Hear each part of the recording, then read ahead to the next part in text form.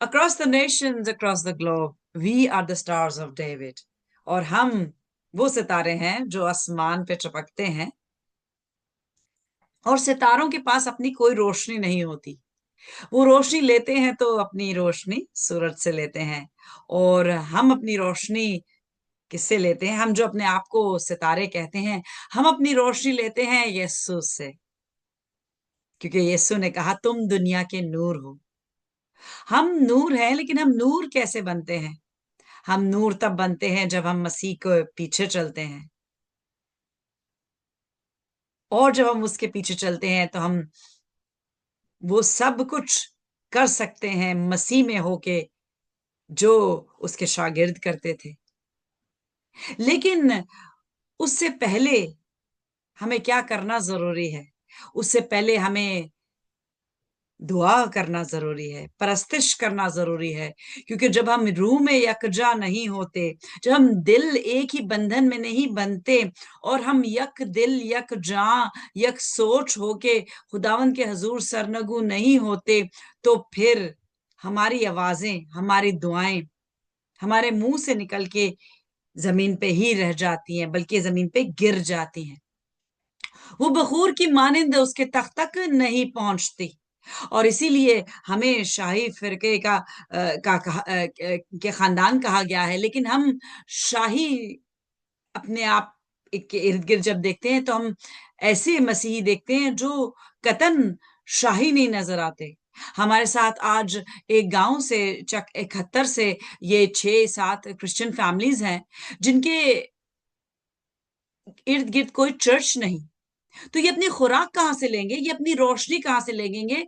ये कलाम कहता है कि ये कैसे मुझे जानेंगे जब तक कि ये सुनेंगे नहीं कलाम।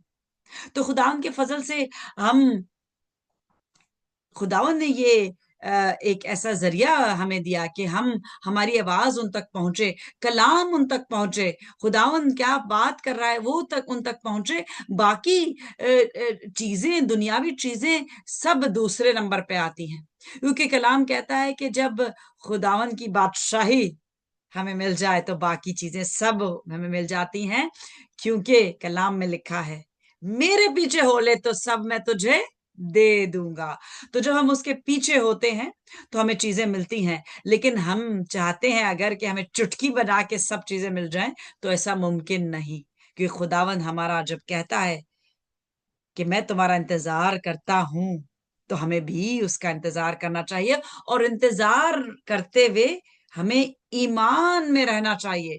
जब हम तूफान देखें तो हमें तूफानों को देख के डरना नहीं चाहिए। क्योंकि जब हम डरते हैं तो हम डूबने लगते हैं। जैसे कि हम जानते हैं पतरस के साथ क्या हुआ।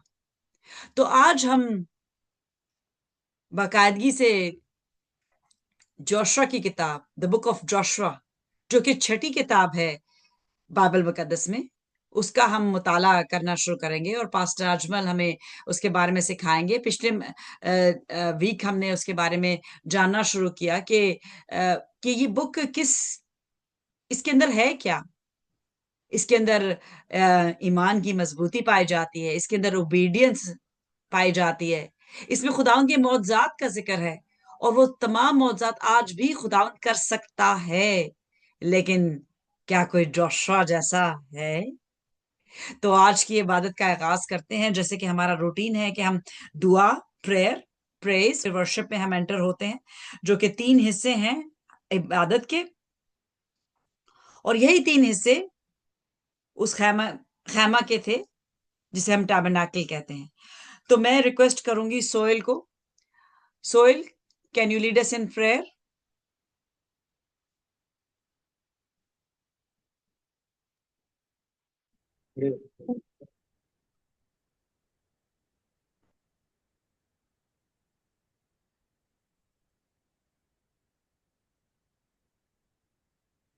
Shalom, everyone. Shalom. Shalom. Speaker बंद कर।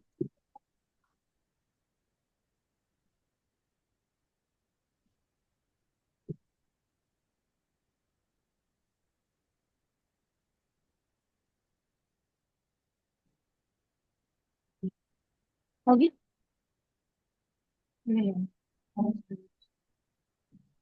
जी, आपकी आवाज आ रही है मुझे। अजीब मशीर खुदा कादर अब्जद के बाप और सलामती के शहजादे, हम तेरी शुक्रगुजारी करते हैं खुदावंद पाक खुदा, इस वक्त के लिए जो तूने हमें बख्शा कि हम मिल बैठ कर तेरे नाम की तमजीद करें, तेरे नाम की बड़ाई करें, क्योंकि तो बुजुर्गी तमजीद और बड़ाई के लायक है खुदावंद पाक खुदा।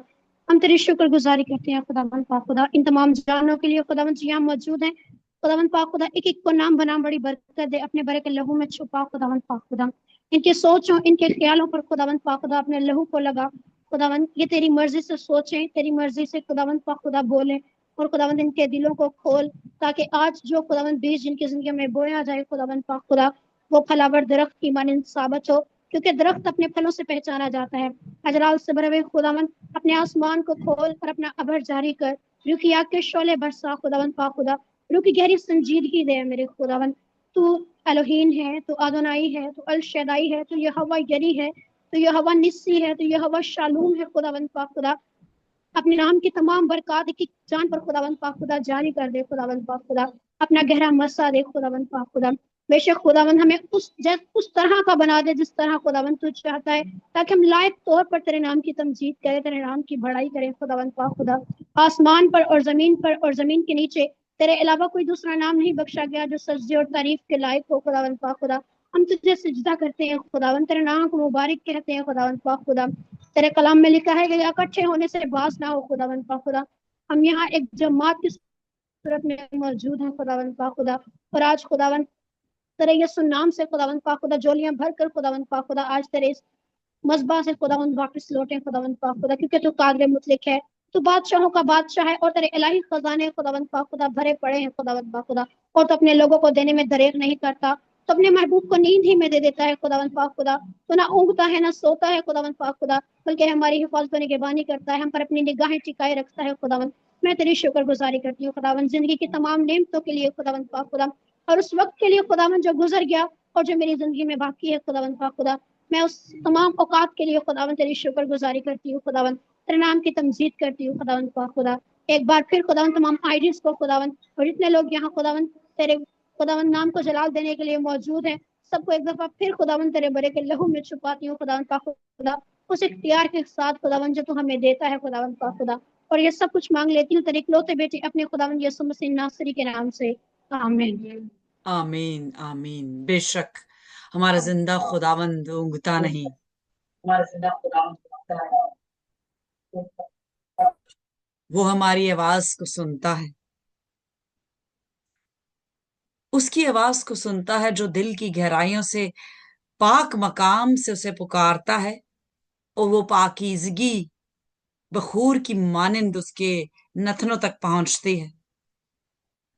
और मेरा ईमान है, और मैं रूह में देख रही हूं कि खुदावंद खुश है, क्योंकि उसके बंदे यक दिल हो के उसके हजूर आ बैठे हैं, उसकी तारीफ करने के लिए, उसकी ताजीम करने के लिए, और उसके बेटे का इस्तकबाल करने के लिए हम तैयारी कर रहे हैं।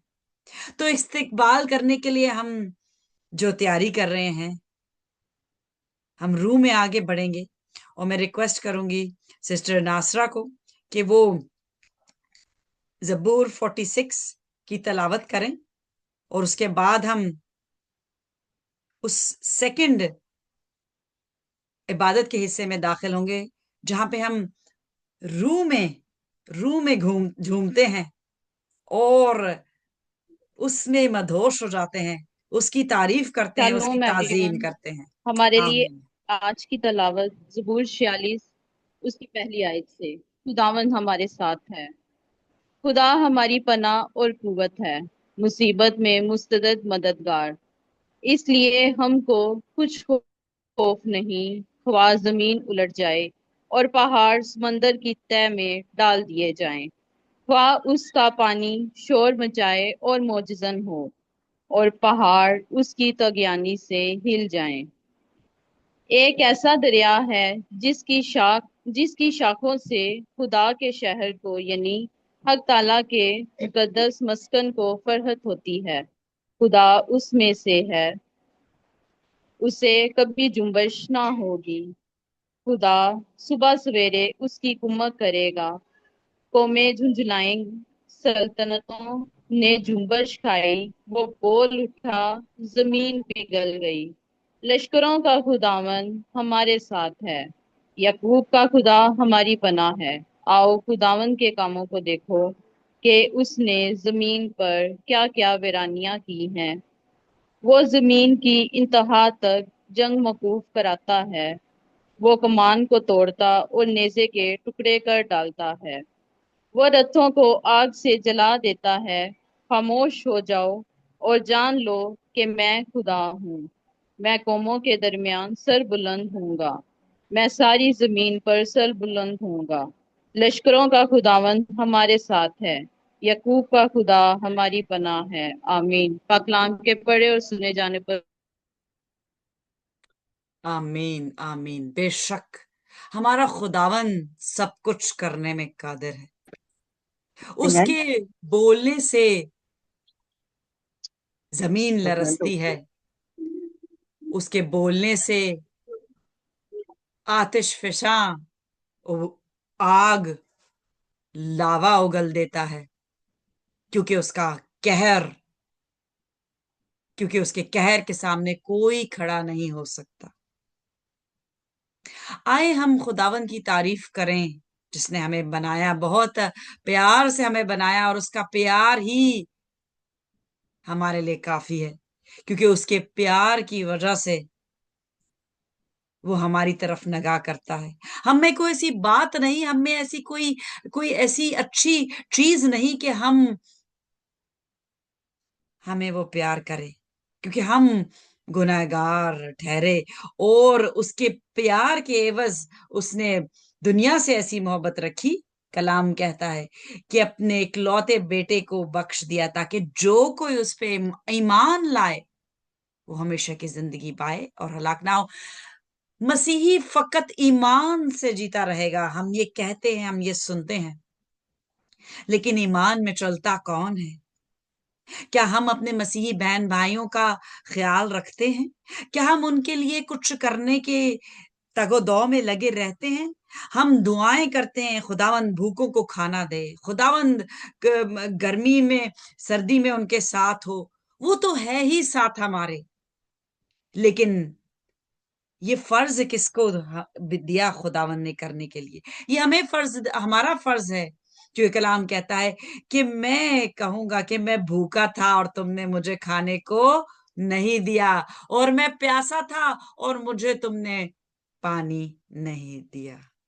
तो खुदावंद, तुझसे इल्तिजा है कि जैसे हम रूह में आगे बढ़ रहे हैं, तुझे पुकार रहे हैं, खुदावंद हमें फजल बख्श कि हम उन जानों को सिर्फ ईमान से दुआ ना दें, उनके लिए हम कुछ करने वाले बने, ताकि वो जो कि मुश्किल में है, जो कि जमीन पे होते हुए प्रॉब्लम्स में घिरे हैं, खुदावंद वो अपनी जिंदगी बेहतर कर सके। खुदावंद हमें तौफीक दे, हमें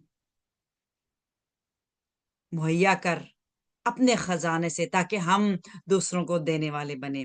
तो परस्तिश शुरू करते हैं, और हम आज खुदावंद की हजूरी में बैठे हैं, और खुदावंद बड़े काम करता है जब हम हजूरी में बैठते हैं। लेकिन जरूरी नहीं है कि हमें जिस्मानी आंख से काम उसी वक्त नजर आए, लेकिन रूह में हो जाता है, और हमें जब हम ईमान रखते हैं तो जिस्म में भी नजर आएगा। Hallelujah, hallelujah. हालेलुया। जी अनम्यूट कर दें ताकि आप लोग की हालेलुया भी मुझे सुनाई दे। Hallelujah, Hallelujah. Hallelujah, hallelujah. जी शुरू करें। Shalom, church. शलोम शलोम। बेशक अजीजों, उसका रूह हम सब में बसा हुआ है, और हम मीटिंग के शुरू में ही गाएंगे, तेरी हजूरी का बादल जोर से बरसे। हालेलुया। इसको बाइबल में, तेरी हजूरी का बादल जोर से बरसे, तेरी हजूरी का बादल जोर से बरसे, तेरे लहू से खुदावन, तेरे लहू से खुदावन, हर एक दिल भी धुले। Oh, yes, Lord. तेरी हजूरी का Yes, Lord. भाव Wash hearts. तोरे से बरसे, तेरी हजूरी का बादल जोर से बरसे। यीशु तू प्यार का दरिया है और सच्चाई का रास्ता है। यीशु तू प्यार का दरिया है और सच्चाई का रास्ता है। अब भी जीवन हर एक को, अब भी जीवन हर एक को तुझसे मुक्त मिले। तेरी हजूरी का बादल और से बरसे, तेरी हजूरी का जोर से बरसे। बारिश हो Oh, रूहे yes. पाक Yes, Lord. We की, are ready to be soaked. जुम्बश हो रूहे पाक Hallelujah. की, बारिश हो रूहे पाक की, जुम्बश हो रूहे पाक की, हर एक दिल अब यीशु हर एक दिल में, अब यीशु रूह की आग जले। तेरी हजूरी का बादल जोर से बरसे, तेरी हजूरी का बादल जोर से बरसे। खून में तेरे कुदरत है, दिलों को बदलने की ताकत है। खून में तेरे कुदरत है, दिलों को बदलने की ताकत है। की ये नदियाँ तेरे नाम, ये नदियाँ सुबह हो शाम बहे। तेरी हजूरी का बादल तोड़ से बरसे, तेरी हजूरी का बादल तोड़ से बरसे, Hallelujah. तोड़ से Yes, Lord. बरसे, Yes, Lord. Yes, तोड़ Hallelujah. से hallelujah, hallelujah, बरसे। hallelujah. Hallelujah, He's pouring, he's hallelujah, pouring. Hallelujah. Praise आज God. अपने ढक्कन ना बंद रखें, क्योंकि अगर हमारे ढक्कन बंद होंगे तो जो आज बारिश बरसा रहा है हम भीगेंगे नहीं उसमें। तो आज भीग के जाएं, आज भीग के जाएं, रूह की बारिश में भीग के जाएं, बरकत लेके जाएं।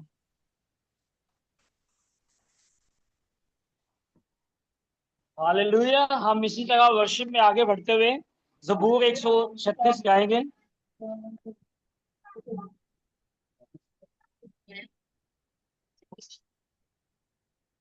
शुक्र यहोवा दाई करो करो, शुक्र यहोवा दा, शुक्र यहोवा दाई करो करो, शुक्र यहोवा दा, शुक्र करो सियो दाजे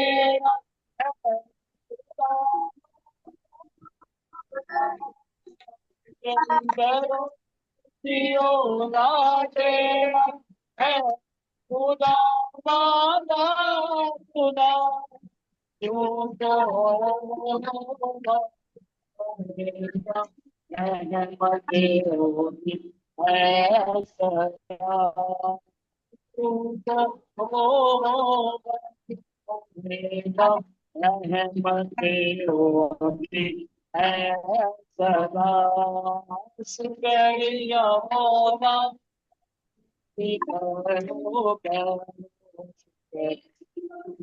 वादा,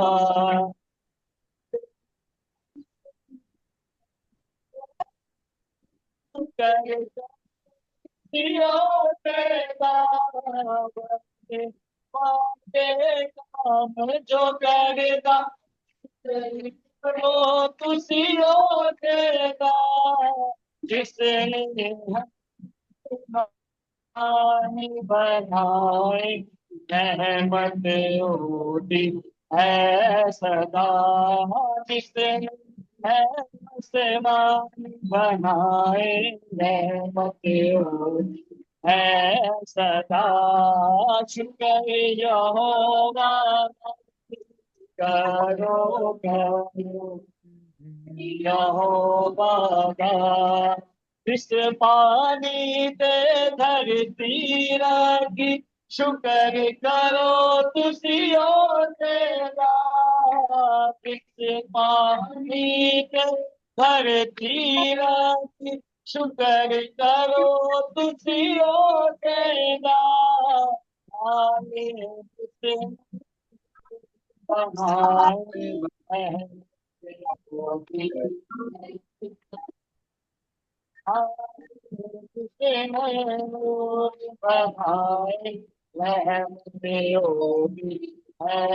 सदा शुक्रिया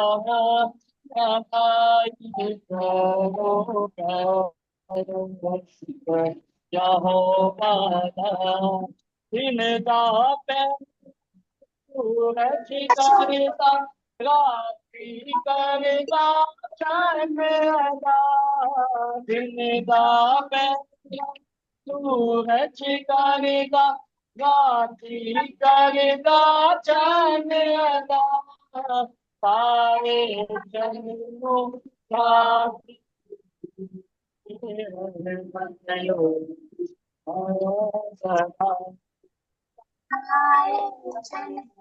सदा होती है सदा, शुक्रिया करो शुक्रिया हो बाबा, जिस पे लौटे शरीर मारे सुख अपने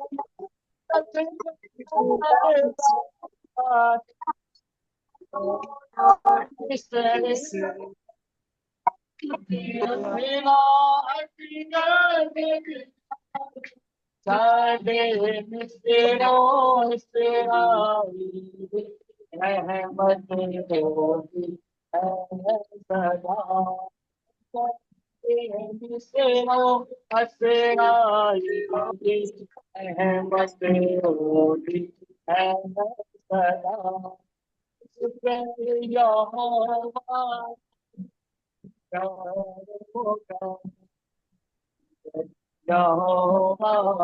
Hallelujah. Hallelujah. कुल समय दो ही Yes.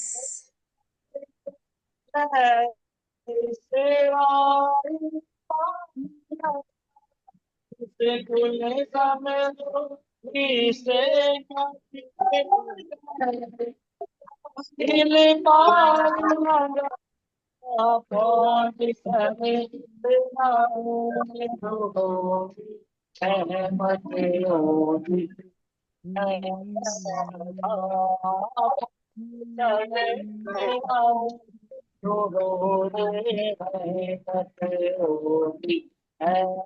सदा शुक्रिया करो करो शुक्रिया होगा शुक्रिया होगा Hallelujah. Hallelujah.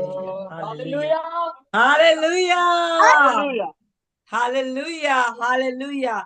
शुक्र जब हम करते हैं तो शुक्र गुजारी में बहुत बंधन टूटते हैं।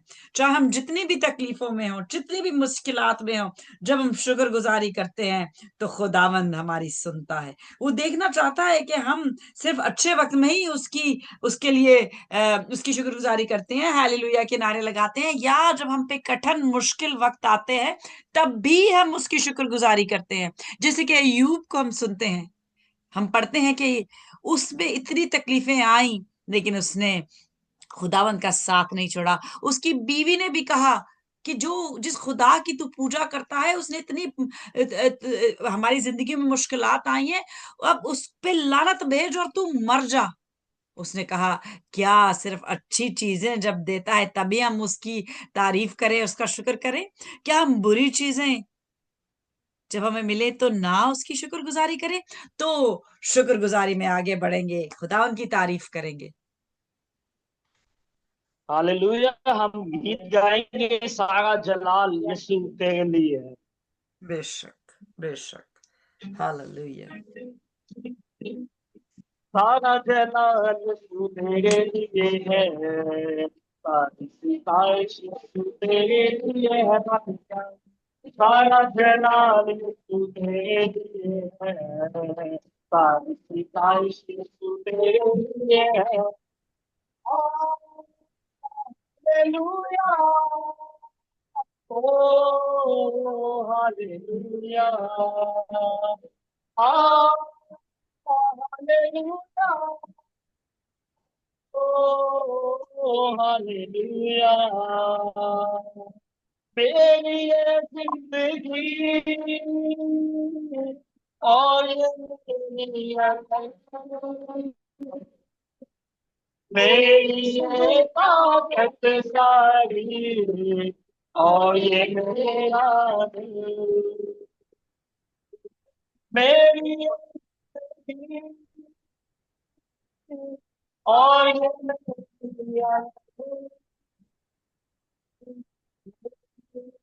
ताकत सारी और ये मेरा दिल,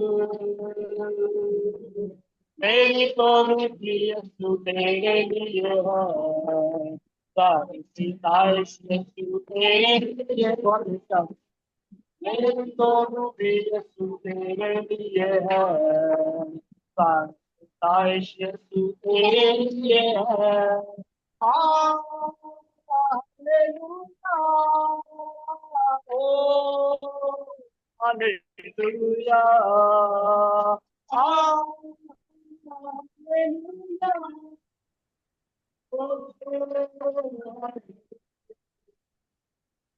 बादशाहों का तू बादशाह, कौन आएगी तुझको कामिल खुदा, बादशाहों का ये तू बादशाह, सारियों में जाने तुझको कामिल खुदा, बादशाही यीशु तेरे लिए है, सारी सितारिश यीशु तेरे लिए है। बादशाही यीशु तेरे लिए है, सारी सितारिश यीशु तेरे लिए है। हालेलुया, ओ हालेलुया, हालेलुया, ओ हालेलुया। लश्करों के खुदा तू मेरा आसमां, तेरी कुव्वत का चश्मा है तू जिंदा खुदा, लश्करों के खुदा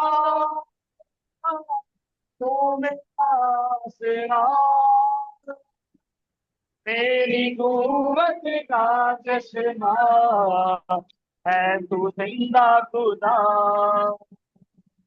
शुक्रगुजारी यीशु तेरे लिए है, सारी सितारिश यीशु तेरे लिए है, शुक्रगुजारी यीशु तेरे लिए है, सारी सितारिश यीशु तेरे लिए है।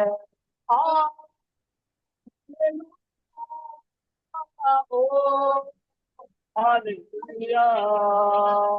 Hallelujah. Oh, hallelujah. Oh, hallelujah. Oh, hallelujah. Hallelujah. Hallelujah.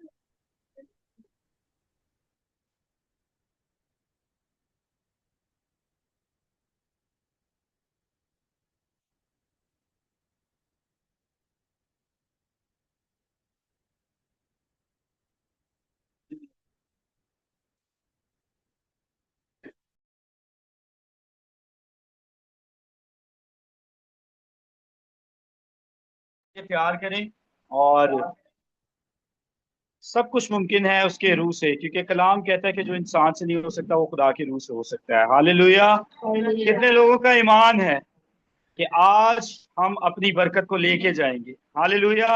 अगर आपका ईमान है तो अपने हाथों को लहराएंगे। प्रेज गॉड, खुदावंद की शुक्रगुजारी हो।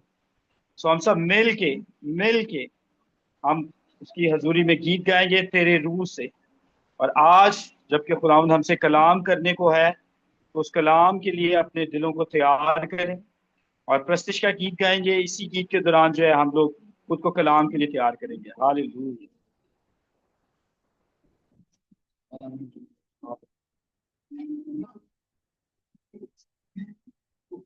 तेरे रूह से, तेरे रूह से, तेरे रूह से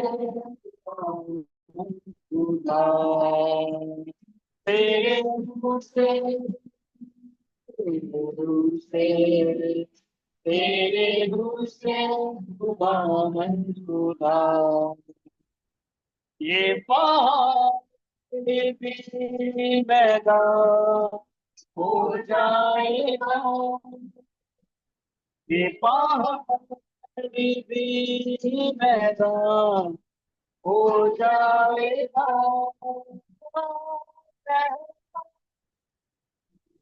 तेरा बन जाएगा, सहरा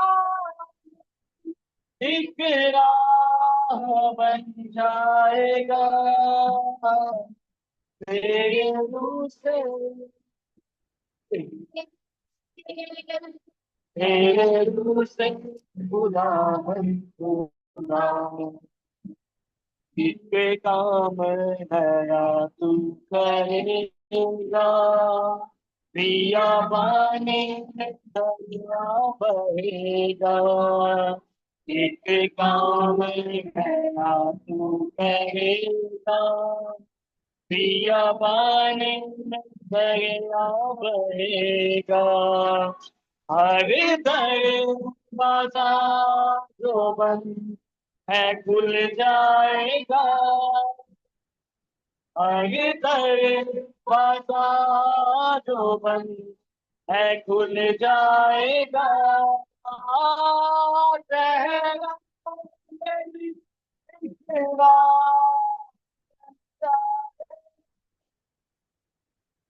सहरा एक राह बन जाएगा, तेरे रूह से, तेरे रूह से, तेरे रूह से खुदा मन खुदा, रूह से तेरे रूह से खुदा मन खुदा,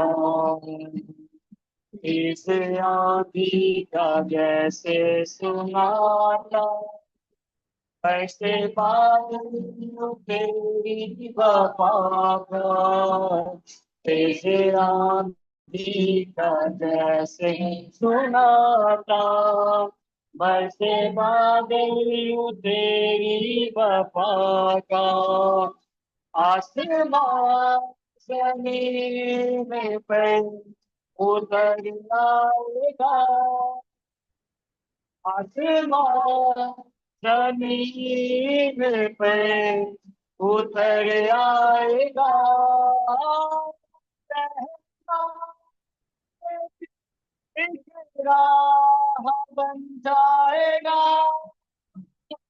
सहना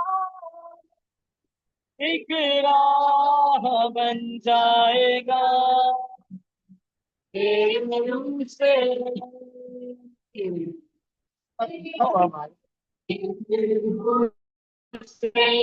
खुदा बन खुदा, तेरे रूह से, तेरे रूह से, तेरे रूह से खुदा बन खुदा, हम पे आप बनती बती है, कुछ नहीं है जो मुमकिन नहीं है, हम पे तेरा फजल कीमती है, कुछ नहीं है जो मुमकिन नहीं है, फूल दम के सामने से हट जाएगा, फूल दम के सामने से हट जाएगा, तेरा तेरा बन जाएगा, सहरा मेरी एक राह तेरे रूह से,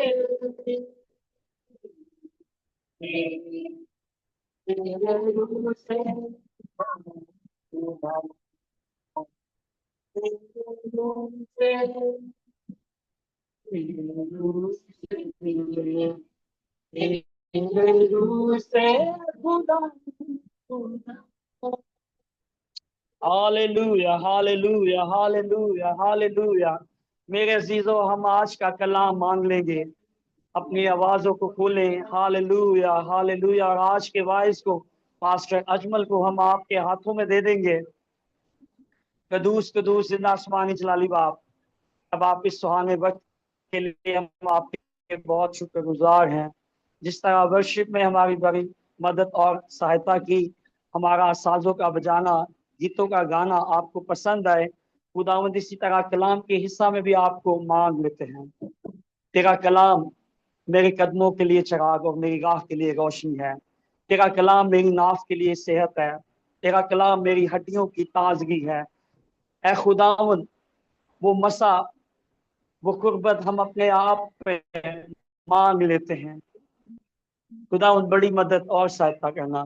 एक बार फिर से आज के वाइस को, पास्टर अजमल को आपके हाथों में दे देते हैं, मसीहा यीशु के नाम में। आमीन आमीन। जी बाजी, over to you.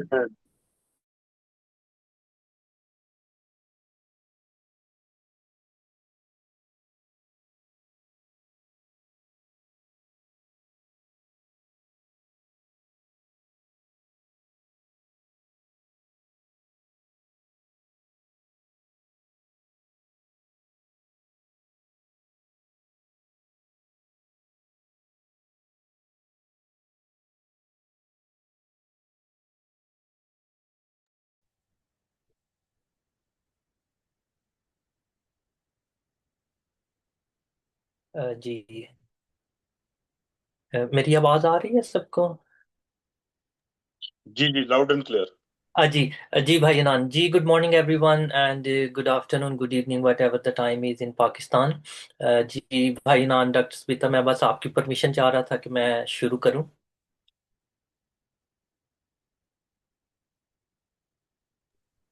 Yes please. जी थैंक यू सो मच।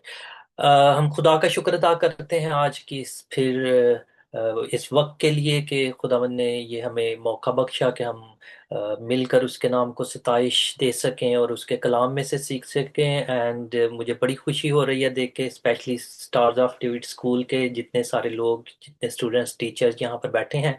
और स्पेशली मुझे खुशी हुई, भाई हनान ने मुझे बताया था, मैं कुछ वीडियो पे देख रहा हूँ, नसीम नाम से जो आईडी पे हैं कुछ लोग। खुदावंद आप सबको बरकत दे, और आपको जो आपकी आपकी जो भूख और प्यास है खुदावंद के कलाम के लिए, वो ज़रूर खुदा आपको आसूदगी अता करे, और आपकी दिल की जो मुरादें हैं उनको पूरा करे, वो डिज़ायर्स जो हैं। तो यकीनन हम खुदा पर भरोसा रखते हैं कि वो आपको ब्लेस करेगा और आपकी सारी तिश्नगी को वो आसूदगी के साथ तब्दील कर देगा। कलाम की तरफ चलते हैं। जैसा कि लास्ट टाइम हमने थोड़ा सा इंट्रोडक्शन देखा था यशवा के हवाले से, कि यशवा जो है उसकी ज़िंदगी की प्रेपरेशन किस तरह से होती है। तो आज हम यशवा की किताब उसको स्टार्ट करेंगे, जो कि हमारा स्टाइल है, हमारा पैटर्न है कि हम book by book, verse by verse जाते हैं, ताकि हम पूरी बाइबल का होल काउंसल जो है, वो पूरी बाइबल की जो पूरी तालीमात हैं उनको बयान कर सके। क्योंकि जो टॉपिकल मैसेजेस होते हैं उनमें द होल काउंसल, जो बाइबल की पूरी तालीम है, वो बयान नहीं हो पाती। तो यशवा की किताब का आगाज आज हम करेंगे, और उसका पहला बाब और उसकी कुछ आयात को देखेंगे जहां तक खुदा हमारी मदद करता है, और बाकी फिर हम इसको आगे इसी तरह से बढ़ाते चले जाएंगे।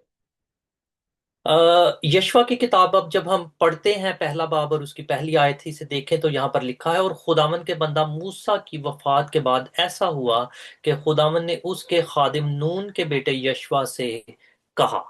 ये पहली आयत है। यहाँ से इस तरह से ये यशवा की किताब जो है इसका आगाज होता है। इसके मुसन्नफ के हवाले से मैं बताता चलूं कि इसका मुसन्निफ जो है, ज्यादातर स्कॉलर्स बिलीव करते हैं कि ये यशवा खुद है, और इसके चंद आखिरी अबवाब जो हैं वो एलियजर अलियजर जिसका नाम था, और फिनहास, उन्होंने इनको रकम करवाया। लेकिन अल्टीमेटली हमारा ईमान है कि ये कलाम जो हमारे लिए रकम किया गया, इसको लिखवाने वाला जो है वो खुदा का पाकरू है, वही तहरीक देता है और लोगों को तैयार करता है। तो बेसिकली बेशक ये खुदा का कलाम है, लेकिन जैसा कि हमारा ईमान है कि हमें पता है कि ये जो सारे कलाम की कुतब हैं इनको किन्होंने रकम किया। तो ये किताब जो है इसका मुसन्निफ जो है वो यशवा है, और आखिरी चंद अबवाब का मुसन्निफ जो है इसी बुक के, वो अलियजर और फिनहास हैं। जैसा कि हमने सीखा कि यशवा जो है वो एक ही दिन में लीडर तैयार नहीं हो गया। अगर हम उसकी जिंदगी पर गौर करें तो बहुत सारे सालों का अरसा इसको लगा।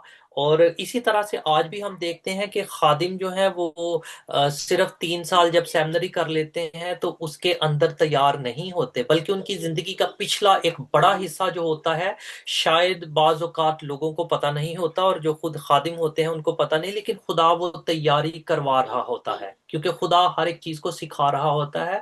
और जो सेमिनरी के अंदर 3 साल या 4 साल या 2 साल जो गुजारे जाते हैं, ज्यादातर 3 साल का टाइम होता है, तो वो एक वक्त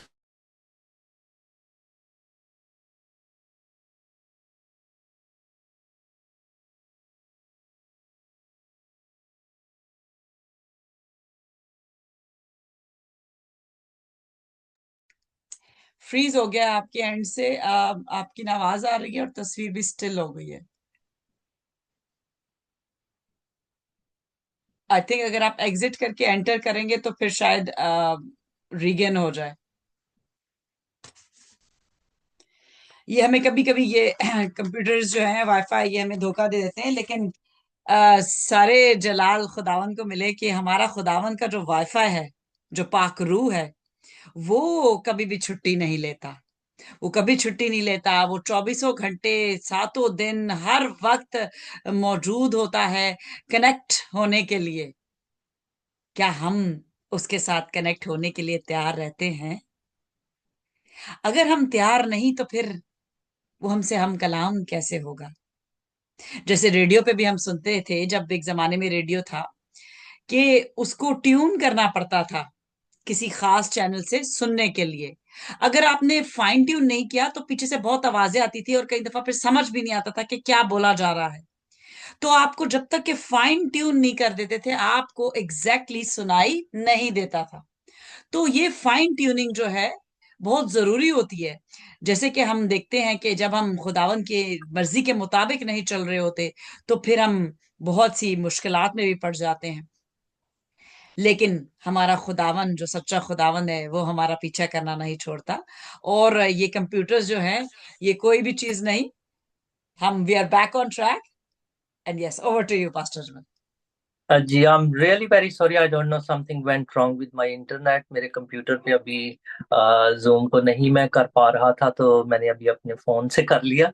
तो आई डू होप कि अभी हमें कोई और प्रॉब्लम इसके अंदर नहीं होगी। जी। आमीन। जी, तो यशवा की हम बात कर रहे थे कि वो एक दिन में तैयार नहीं हो गया खादिम, बल्कि एक लंबा अरसा इसके लिए दरकार था और फिर उसके बाद वो तैयार होता है। और उसकी तैयारी के अंदर हमने देखा कि वो मूसा के साथ साथ रहता है, मूसा का जानशीन है। मूसा जब खैमा इज्तिमा में जाता है, खुदा से मुलाकात करता है, वहां पर खुदा की हजूरी होती है, खुदा से बातें करता है। तो मूसा वहां से निकल कर चला जाता है, लेकिन यशवा की वफादारी ये है कि वो खुदावन की हजूरी में रहना चाहता है, और वहीं पर वो खुदावन की हजूरी में घंटों घंटों बैठा रहता है और खुदा के साथ वक्त गुजारता है। तो ये किसी भी इंसान की जिंदगी का एक खास हिस्सा होना चाहिए कि हम खुदावन के साथ रहना चाहते हैं, खुदावन की हजूरी में अपना वक्त गुजारना चाहते हैं, फिर ही खुदा हमें इस्तेमाल करता है। और ये बात हमेशा याद रखिएगा कि God, this is always plan of God. ये खुदा का प्लान होता है कि वो अ, अपने लोगों को तैयार करता है, लेकिन इसमें हमारी वफादारी भी शामिल होती है कि हम खुदा के साथ चलना चाहते हैं या नहीं, और उसके लिए इस्तेमाल होना चाहते हैं या नहीं। जब हम अपने आप को मुहैया करते हैं तो फिर हमें कसरत के साथ खुदा इस्तेमाल करता है। तो ये थोड़ी सी बातें थी जो यशवा की जिंदगी के हवाले से हम देखते हैं। अब मूसा की मौत हो गई है, मूसा मर गया है, और खुदा का कलाम यहाँ पर बताता है कि खुदा यशवा से बात करता है और कहता है कि मूसा की वफात हो चुकी है। और आप जानते हैं इसकी डिटेल्स को कि जब मूसा मर गया तो 30 दिन तक जो बनी इसराइल थे वो बैठकर मातम करते रहे कि हमारा लीडर जो है, हमारा रहनुमा जो है, जो हमें मुल्क मिस्र से, गुलामी के घर से, हमारी मुश्किलात से हमें निकाल कर लेकर आ गया, और उसने हमें बड़े बड़े वादे दिए थे, और उसने हमें कहा था कि मैं तुम्हें ऐसे मुल्क में ले जाऊंगा जहां पर दूध की नहरें बहती हैं, जहां पर शहद की नहरें बहती हैं। लेकिन वो तो मर गया, अभी तो हम उस मुल्क में पहुंचे भी नहीं। अब हमारा क्या होगा? वो शायद इन सारी परेशानियों के साथ दुख कर रहे थे, और जब 30 दिन तक वो दुख करते रहे और फिर उसके बाद खुदावन कलाम भेजते हैं कि अब बहुत हो गया, मेरा बंदा मेरे पास पहुंच चुका है, तुम्हें उसके लिए अफसोस करने की जरूरत नहीं, वो अच्छी जगह पर पहुंच चुका है, वो आराम में दाखिल हो चुका है, अब तुम लोग उठो और आगे बढ़ो। और फिर उसके बाद यशवा, जिसकी तैयारी करवाई गई थी, जिसको खुदा ने पहले से तैयार कर रखा था, और मूसा ने उसको इस काम के लिए अनॉइंट भी किया था, उसको तैयार किया था इसके लिए। और इसके लिए हम देख सकते हैं कि इस्तिस्ना उसका पहला बाब और उसकी 38वीं आयत में लिखा हुआ है, नून का बेटा यशवा जो तेरे सामने खड़ा रहता है वहां जाएगा, सो तू उसकी हौसला अफजाई कर, क्योंकि वही बनी इसराइल को उस मुल्क का मालिक बनाएगा। ये पहले से खुदा ने बता दिया हुआ था, ये ऑल ऑफ सडन नहीं हो गया कि अच्छा जी अब मूसा चला गया है तो उसके बाद चलो यशवा तैयार है। बल्कि देखें कि यशवा जो है वो हमेशा उसके साथ साथ रहता था, वो सीख रहा था, वो खुदावन का प्लान था उसके लिए। और अब जब खुदावन ने मूसा को अपने पास बुला लिया तो वो यशवा को आगे कहते हैं कि you take the lead now, command ले, अपने लोगों को साथ ले और आगे उस मुल्क की तरफ जिसका वादा मैंने तुम्हारे साथ किया है उसकी तरफ चले जाओ। यहाँ पर इसके साथ मैं बताता चलूं कि जब हम यशवा की किताब का मताला कर रहे हैं, यार मैंने पिछली दफा भी आपके साथ इस बात का जिक्र किया था कि ये हमेशा याद रखिएगा कि बाइबल मुकद्दस के अंदर मुख्तलिफ जोनराज हैं, और जब हम बाइबल मुकद्दस को समझना चाहते हैं तो हमें उसी के मुताबिक, क्योंकि बाइबल को समझने के लिए, उसी तफसीर करने के लिए बहुत सारे असूल और जवाबत बनाए गए हैं।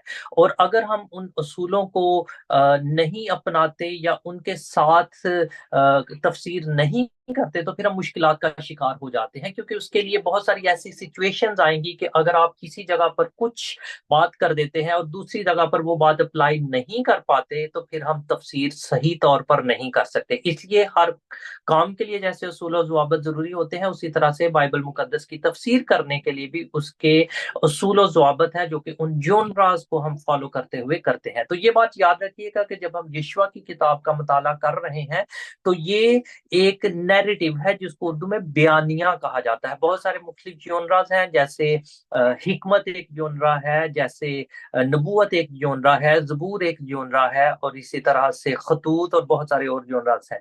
तो ये नैरेटिव है, ये बयानिया है। ये हमें बताया जा रहा है कि उस वक्त मखसूस हालात में क्या हुआ था और किस तरह से लोगों ने उसके ऊपर अमल किया था। तो ये एक हिस्ट्री की सारी बातें हैं, इसके ऊपर कोई असूल कायम नहीं किया जा सकता, कोई तालीम कायम नहीं की जा सकती, क्योंकि आगे चलकर हम देखेंगे कि इसमें बहुत सारी ऐसी बातें आएंगी कि हम इसके ऊपर असूल या तालीमात कायम नहीं कर सकते, क्योंकि ये सिर्फ एक बयानिया है। और उसकी छोटी सी एक मिसाल मैं आपको बता देता हूँ, आगे चलकर हम देखेंगे कि जब वो जासूस जो है, जब वो जाते हैं जासूसी करने के लिए, उस मुल्क का हाल पता करने के लिए, तो वहां पर एक औरत है जिसका बाइबल मुकद्दस में जिक्र है, जो कि एक प्रोस्टिट्यूट है, राहब फाहिशा का वहां पर जिक्र है।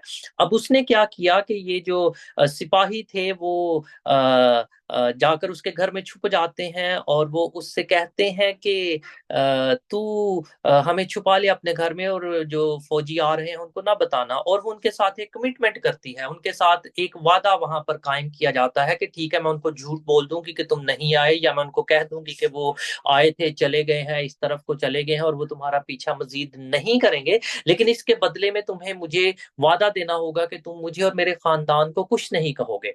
अब इसके ऊपर बहुत सारे लोग सवालात इकट्ठा करते हैं या उठाते हैं कि जी हम किसी अच्छे काम के लिए झूठ बोल सकते हैं। तो बाइबल इसको हर किस बैक नहीं करती। बाइबल मुकद्दस में कोई ऐसी तालीम नहीं है कि हम झूठ बोले किसी भी सिचुएशन में, किसी के फायदे के लिए, किसी के भले में के लिए झूठ नहीं बोला जा सकता। बाइबल इसकी तालीम नहीं दी जा सकती। अगले अबवाब में चलकर हम देखेंगे जब वो वाकया आएगा कि वहां पर हुआ क्या और वहां पर क्या करना मकसूद था और क्या हालात थे।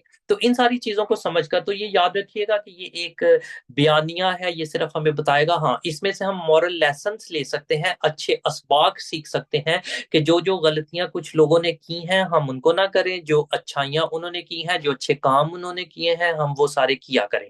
तो इस बात को भी अपने जहन में याद रखिएगा।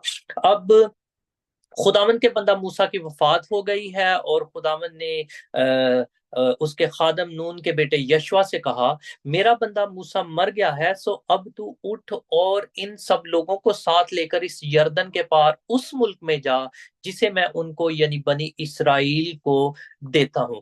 अब खुदावन उनको कह रहे हैं कि मैं एम ही तुम्हें गुलामी के घर से निकाल कर नहीं ले आया। I have a plan for you and I have a plan for the world. पूरी दुनिया के लिए मेरा एक मंसूबा है और उस मंसूबे की तकमील के लिए मैं तुम्हें इस्तेमाल करूंगा और मैं तुम्हें इस्तेमाल करना चाहता हूँ। और इससे पेशतर वो हम देखते हैं कि जब बनी इसराइल मिस्र से निकल कर आए और 50 दिन तक चलते रहे और जब कोहे सीना पर पहुंचे तो वहां पर खुदा ने उनके साथ एक अहद बांधा था। और वो अहद इस तरह से बांधा था कि इससे पेशतर अब्राहम, इसहाक और याकूब के साथ मैंने वादा किया था, मैं उनके साथ साथ चलता रहा और उनको इस्तेमाल करता रहा।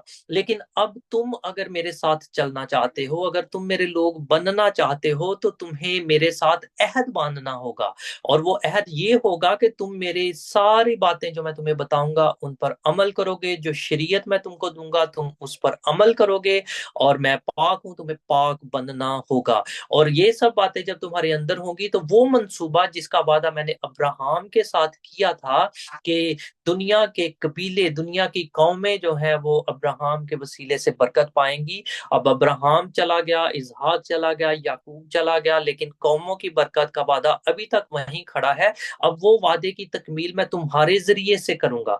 तो इसलिए तुम्हें जो शरीयत दी गई है, जो कानून तुम्हें मूसा की मार्फत दिए गए हैं, जो अहकामात तुम्हें मूसा की मार्फत दिए गए हैं, तुम्हें उन सब पर अमल करना होगा। अब यशवा को खुदा कहते हैं कि इन लोगों को साथ ले, उठ और उस मुल्क की तरफ चल जिसकी तरफ के लिए तुम निकले हो, जिसके लिए मैंने तुम्हें वादा किया था कि मैं तुम्हें एक कौम बनाऊंगा। मैंने तुम्हें एक कौम बना दिया है, अब मैं तुम्हें एक मुल्क दूंगा, असूल और कायदे और जवाबत मैंने तुम्हें दे दिए हैं। अब तुम उस मुल्क में जाकर उन सारे अहकामात पर अमल करोगे, और जब तुम उन पर अमल करोगे तो मैं तुम्हें बरकत दूंगा। वर्ष 3 में आ जाते हैं, तीसरी आयत में लिखा है, जिस जिस जगह तुम्हारे पांव का तलवा टिके, उसको जैसा मैंने मूसा से कहा मैंने तुमको दिया है। अब यहाँ पर खुदा उनको फिर से जो जो करने जा रहे हैं उसके बारे में बता देते हैं कि वो मुल्क जो है वो तुम्हें दिया जाएगा, और जिस जिस जगह पर तुम्हारा पांव का तलवा टिकेगा वो सारी जगह मैं तुम्हें दे दूंगा। अब उसकी सारी डिटेल्स जो है बता दी कि उसकी हदूद क्या होंगी, उसका जुग्राफिया क्या होगा। तो उसके बारे में लिखा है, बियाबान और उस लुबनान से लेकर बड़े दरिया यानी दरियाए फरात तक हित्तियों का सारा मुल्क, और ये हित्तियों का जो मुल्क था ये काफी बड़ा मुल्क था, और मगरब की तरफ बड़े समंदर तक तुम्हारी हद होगी। ये तुम्हारी हदूद होंगी, ये जुग्राफिया होगा जो सारा मुल्क मैं तुम्हें देने के लिए जा रहा हूँ। अब जाओ, जहां पर जाकर तुम्हारे पाँव का तलवा टिकेगा मैं वो जगह तुम्हें दे दूंगा। और फिर उसके बाद हम देखते हैं वो सारी तकसीम जो है जो इन सारे 12 कबीलों के लिए की जाती है, और यशवा की क़ियादत के अंदर जैसा खुदा ने उसको हुक्म दिया था वो लोगों को और कबीलों को जो है वो सारी जमीन जो है वो सारा मुल्क जो है वो डिवाइड कर देता है कि ये वाला मुल्क, ये जिला जो है ये तुम्हारा होगा, ये इस कबीले का होगा, ये तुम्हारी मलकियत होगी। और इसी तरह से सारी डिटेल जो है वो हम देखते हैं। 5वीं आयत में लिखा है, तेरी जिंदगी भर कोई शख्स तेरे सामने खड़ा ना रह सकेगा, जैसे मैं मूसा के साथ था वैसे ही तेरे साथ रहूंगा। मैं ना तुझसे दस्तबरदार हूंगा और ना तुझे छोड़ूंगा। अब यहाँ पर हम देखते हैं कि ये बड़ी खास आयत है, क्योंकि यहाँ पर वादे की यादगारी की जा रही है। खुदा ने जो वादा मूसा के साथ किया था कि मैं तुम्हें उस मुल्क में ले जाऊंगा, अब उसकी रीअफर्मेशन हम देखते हैं कि खुदा उस वादे की यादगारी कर रहा है और हौसला दे रहा है यशवा को, और उसको कहता है कि मैं जिंदगी भर तेरे साथ साथ रहूंगा। तेरी जिंदगी में कोई ऐसा शख्स ना आएगा, कोई ऐसी कौम ना आएगी जो तेरे सामने खड़ी हो सके, जो तेरा मुकाबला कर सके, जो तेरे साथ मुकाबला करे, तेरे साथ जंग करे और तुझ पर गालिब आए। ऐसा कोई ना होगा, बल्कि तेरी जिंदगी भर जो भी कोई शख्स, कोई भी कोई कौम तेरे सामने आएगी, तेरे साथ जंग करेगी, वो तुझसे जेर हो जाएंगे, क्योंकि मैं तेरे साथ हूं, मैं तुझे इस्तेमाल कर रहा हूं, और तू अपनी खातिर नहीं बल्कि मेरे नाम की खातिर ये जंगे लड़ेगा और ये सारे मुकाबले करेगा, और मैं तुझे इनमें कामयाबी अता करूंगा। ये खुदा की वफादारी की यादगारी की जाती है, और ये पहले से उनको बता दिया गया था कि तुम ऐसा करोगे और तुम्हारे लिए ऐसा हो जाएगा, क्योंकि खुदा जो है वो अपने वादों का पक्का खुदा है और वो वादों की हमेशा याद रखता है। और इस्तिस्ना में हम देखते हैं कि यही बात के बारे में पहले से कहा गया था। इस्तिस्ना उसका 11वां बाब और उसकी 25वीं आयत में लिखा है, और कोई शख्स वहां तुम्हारा मुकाबला ना कर सकेगा। कहाँ? मुल्क मौदा में, जहां पर मैं तुम्हें लेकर जा रहा हूं, क्योंकि खुदावन तुम्हारा खुदा तुम्हारा रोब और खौफ उस तमाम मुल्क में जहां कहीं तुम्हारे कदम पड़ेंगे पैदा कर देगा, जैसा उसने तुमसे कहा है। तो ये हम देखते हैं कि खुदा ने ऑलरेडी जो वादे उनके साथ कर रहे थे, अब उनकी रीअफर्मेशन, उनकी यादगारी हो रही है कि मैं तुम्हारे लिए ऐसा ऐसा करूंगा। और यशवा को खुदा ने कहा कि कोई ऐसा शख्स ना होगा जो तेरे सामने खड़ा रह सकेगा, जैसे मैंने वादा किया है मैं उसी तरह से तेरी मदद करूंगा और जिंदगी भर तेरी मदद करता रहूंगा, और कभी भी तुम्हें दस्त छोड़ूंगा नहीं और तुमसे दस्तबरदार ना होऊंगा। और जब हम देखते हैं कि ये एक वाकया है, ये एक बयानिया है जो कि हो चुका है, लेकिन आज जैसा मैंने कहा इसमें से हम अपने लिए मॉरल लेसन्स ले सकते हैं, इसमें से अच्छे असबाक ले सकते हैं। तो ये इसी तरह से हम देख सकते हैं कि हमारे लिए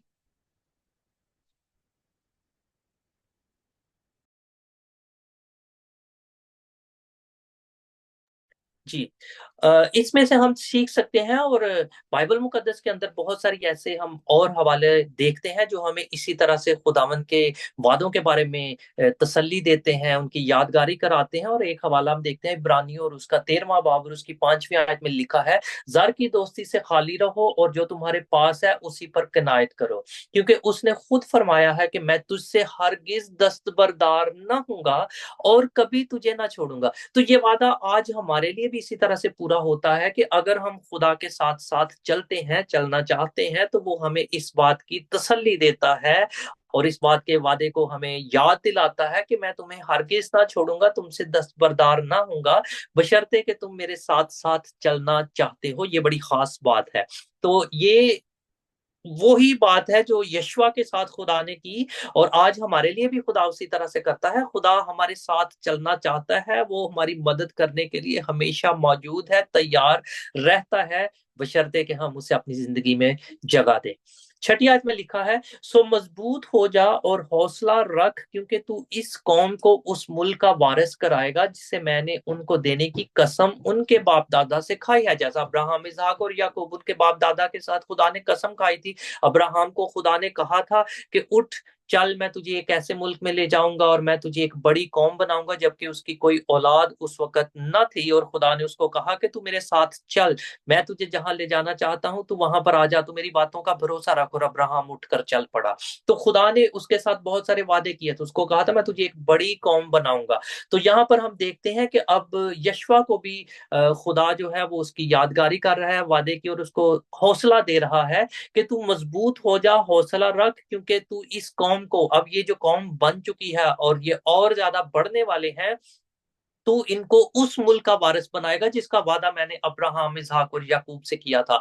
और उस बात का वादा मूसा के साथ किया था। और मूसा ने तुम्हें बताया था कि मैं तुम्हें ले जाने वाला हूँ, और खुदा तुम्हारा जो बाप है, जो तुम्हारा खुदामंद है, तुम्हारा देवता है, वो तुम्हें इस गुलामी में से निकालना चाहता है, और वो तुम्हें एक अपना मुल्क देगा, और वो तुम्हें एक बड़ी कौम बनाएगा। तो इस बातों की, इन सारी बातों की यहाँ पर हम देखते हैं कि खुदा यादगिरी कर रहा है और उसको हौसला दे रहा है और उसको तसल्ली दे रहा है। और फिर उसके बाद यशवा को ये भी बताता है कि तू इस कौम को, इन सारे कबीलों को जब वहां पर ले जाएगा, तू इनकी जाकर वहां पर डिवीजन करेगा, तू इनको वहां पर कायम करेगा, क्योंकि मैंने तुझे इसी काम के लिए तैयार किया हुआ है। सातवीं आयत में लिखा है, तू फक्त मजबूत और नहायत दलेर हो जा कि एहतियात रख कर उस सारी शरीयत पर अमल करे जिसका हुक्म मेरे बंदा मूसा ने तुझको दिया, उससे ना दहने हाथ मुड़ना और न बाएं, ताकि जहां कहीं तू जाए तुझे खूब कामयाबी हासिल हो। अब ये आयत जो है ये बड़ी खास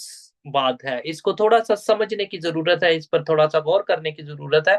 यशवा को खुदा ने कहा, तू फक्त मजबूत और नहायत दिलेर हो जा कि एहतियात रख कर। अब सिर्फ मजबूत ही नहीं होना, दलेर ही नहीं होना, बल्कि इसके साथ उसे कुछ काम भी करना है। और वो काम क्या है कि वो जो शरीयत उनको दी गई है उसे, उस शरीयत पर अमल करना है, और ना सिर्फ उसे उस शरीयत पर अमल करना है, बल्कि उन तमाम तर लोगों को जिनको ये शरीयत दी गई थी, और जब अहद बांधा गया था, इन तमाम तर लोगों ने जो वहां पर मौजूद थे, इनके बाप दादा जो थे, उन्होंने कहा था कि हाँ खुदावंद, हम तेरी सारी बातें मानेंगे और हम उन बातों को पूरा करेंगे।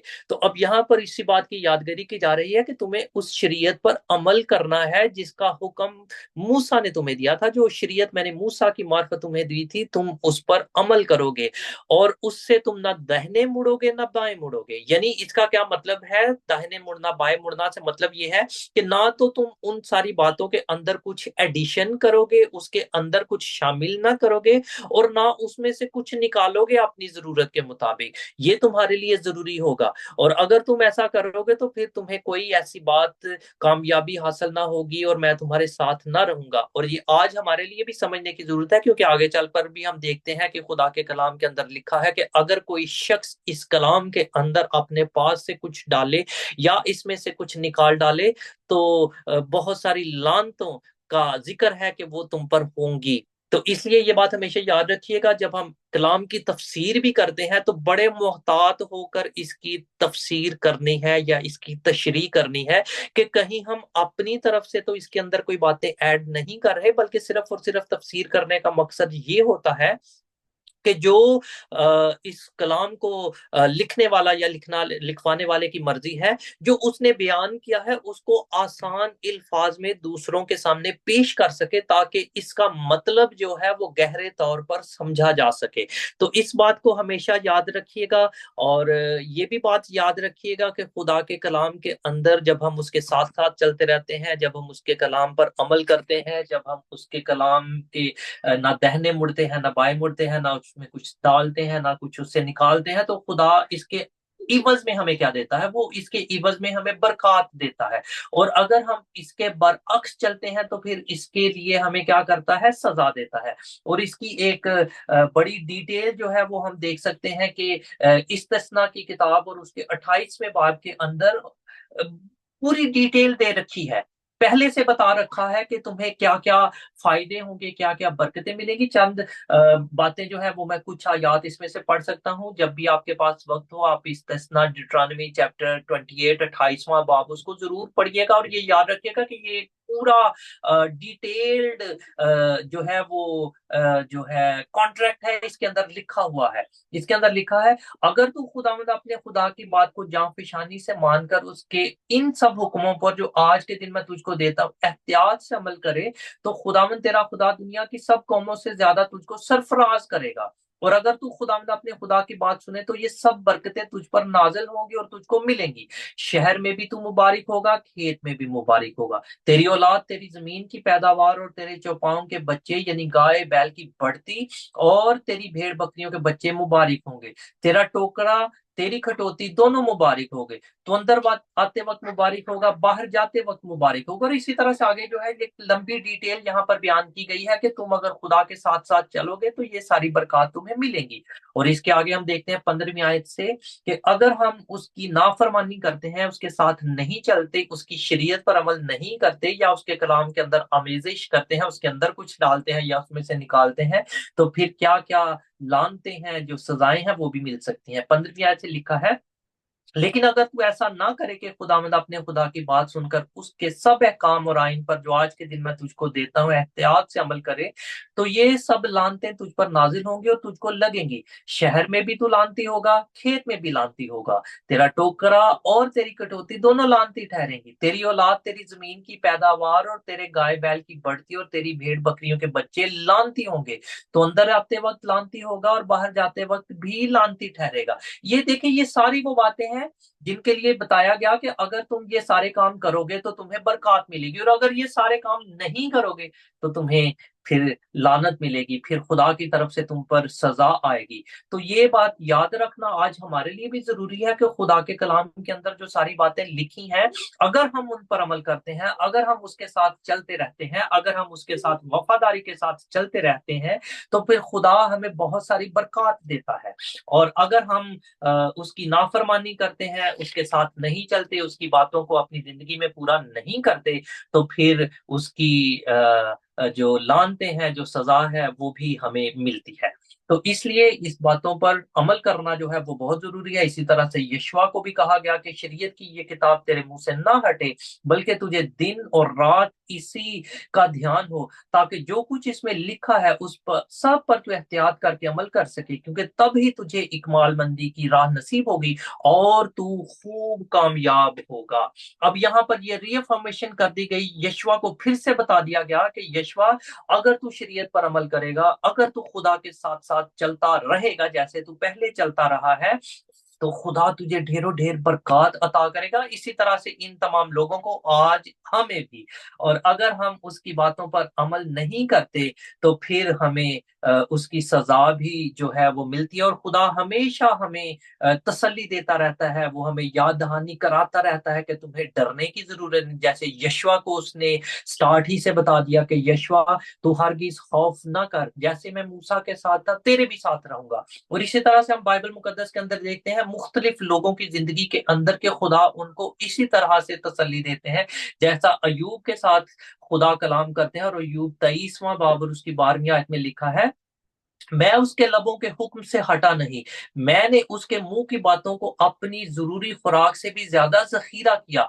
वहां पर उसको तसल्ली दी। और याकूब जो है वो इसके इवज में क्या कहता है कि खुदा का कलाम जो मुझे मिला है मैंने उसको अपनी जरूरी खुराक से ज्यादा जखीरा किया है। ये आज हमारी जिंदगी में भी होना चाहिए कि हमारा जिंदगी का फोकस जो है वो सिर्फ दुनियावी चीजें नहीं बल्कि खुदा का कलाम होना चाहिए। अगर हम खुदा के कलाम को अपना फोकस बनाते हैं, उसके ऊपर अपना ध्यान लगाते रहते हैं तो फिर ही हमें इकबालमंदी की राह नसीब होती है। और खुदा हमें इस बात की तसल्ली देते हैं और हमें अश्योरेंस देते हैं कि फिर हमें किसी चीज की जरूरत नहीं होगी, फिर हम लानती नहीं बल्कि बरकत वाले ठहरेंगे। इसलिए खुदा के कलाम को समझना और पढ़ना ये बहुत जरूरी है। और जैसा हमेशा मैं कहता हूँ, लास्ट टाइम भी मैंने जिक्र किया था कि कलाम को सिर्फ पढ़ना ही काफी नहीं बल्कि उसको समझ कर पढ़ना। अगर हम कलाम को पढ़ लेते हैं और उसको समझते नहीं तो फिर वो हमारे लिए बेफायदा है। जिसकी एक मिसाल हम देखते हैं हबशी फौजा की, कि वो कलाम को पढ़ रहा है और फिलिप्पस को भेजा जाता है, वो रथ के साथ साथ दौड़ता है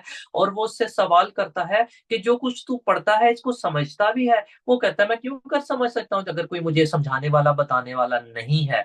तो फिर उसके बाद फिलिप्पस उसको बयान करता है और जब उसको समझ आ जाती है तो उसकी जिंदगी तब्दील हो जाती है। वो बपतिस्मा लेता है और फिर वो कलाम की बातों को पूरा करता है। तो आज हमें भी इस बात को यकीनी बनाने की जरूरत है कि क्या हम सिर्फ कलाम को पढ़ते हैं या समझते हैं।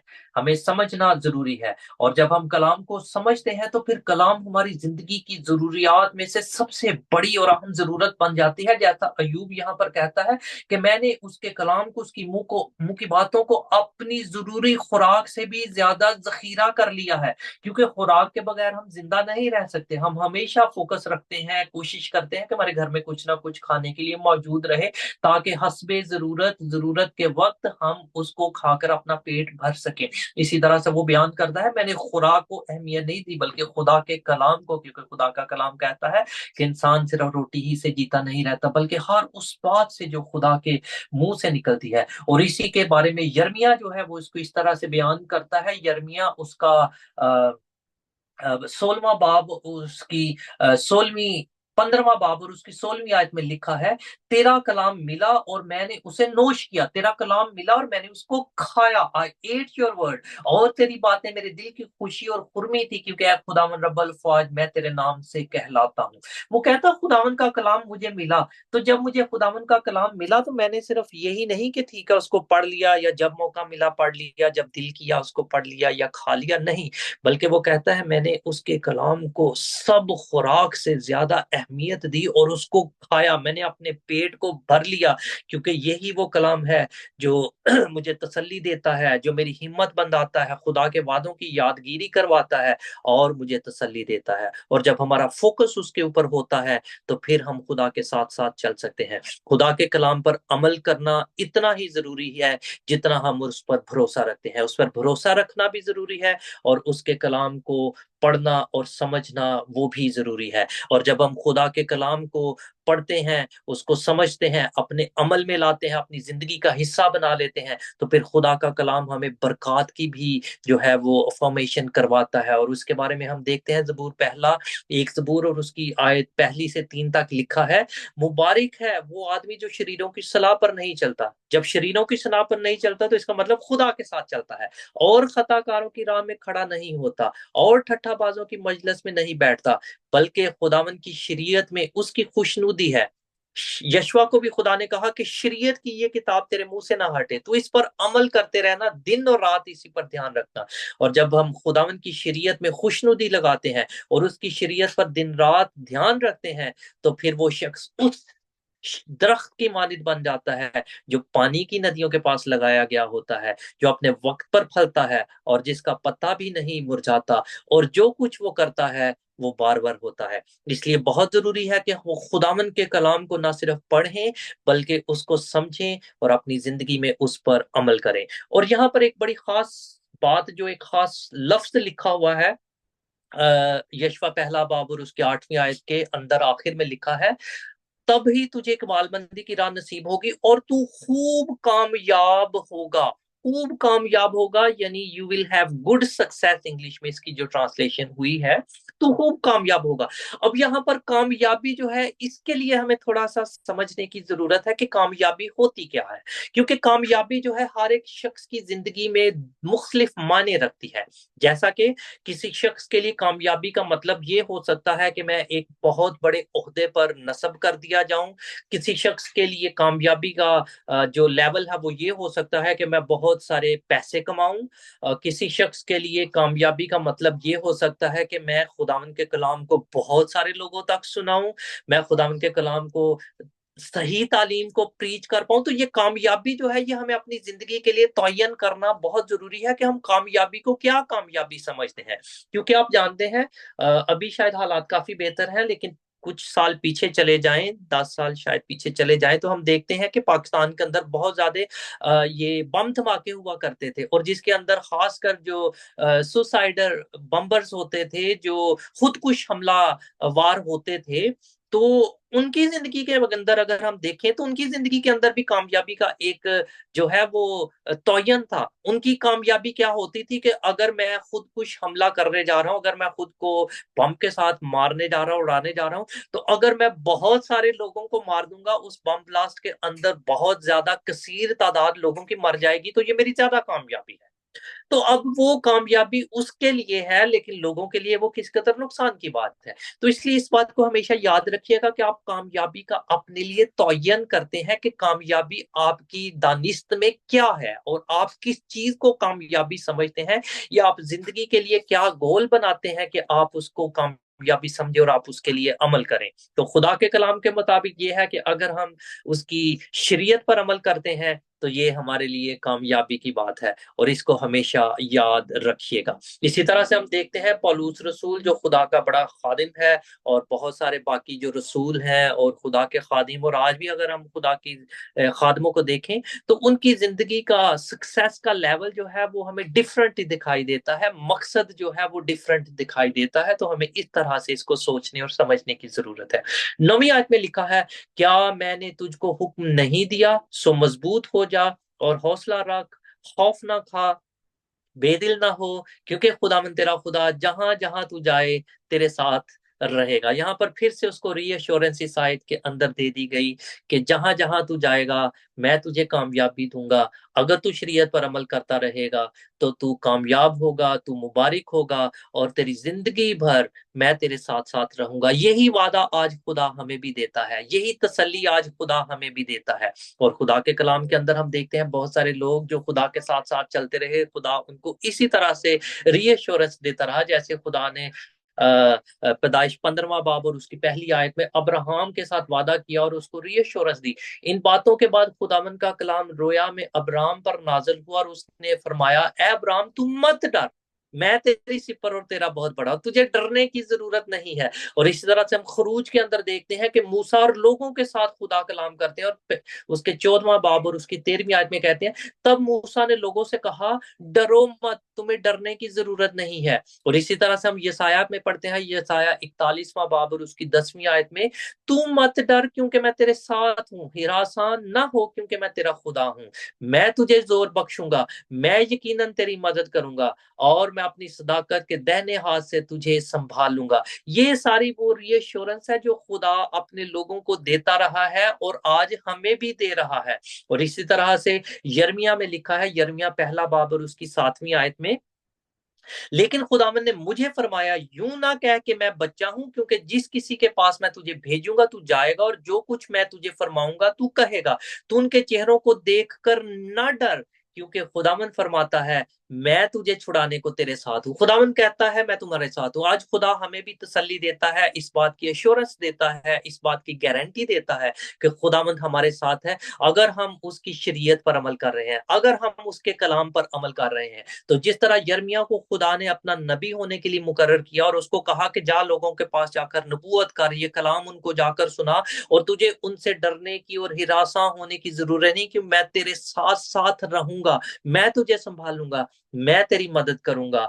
और इसी तरह से हम देखते हैं कि आज हमारे लिए खुदा के कलाम के अंदर इसी तरह की अश्योरेंस है जो यीशु मसीह ने हमें दी है। मत्ती 28वां बाब और उसकी आखिरी आयत 20वीं आयत में लिखा है, और उनको ये तालीम दो कि उन सब बातों पर अमल करें जिनका मैंने तुमको हुक्म दिया, और देखो मैं दुनिया के आखिर तक हमेशा तुम्हारे साथ हूँ। यिर्मयाह को खुदा इस्तेमाल करने वाला था लोगों तक कलाम पहुंचाने के लिए, और उसको तसल्ली दी, अश्योरेंस दी कि मैं तुम्हारे साथ हूँ। और मत्ती 28वां बाब और यहाँ पर जो 20वीं आयत के अंदर हमने पढ़ा है, अगर हम इससे पहले 19वीं आयत में पढ़े तो वहां पर एक मकसद लिखा है, काम लिखा हुआ है जो हमें करने की जरूरत है, और जो आज मेरे लिए और आपके लिए और हर एक मसीही के लिए है, जिसको ग्रेट कमीशन के नाम से जाना जाता है।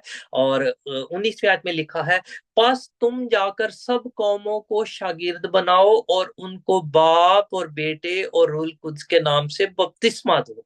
अब ये एक बड़ा काम है, अरशाद आजम जो है हम सब के लिए है, हमें एक काम दिया है।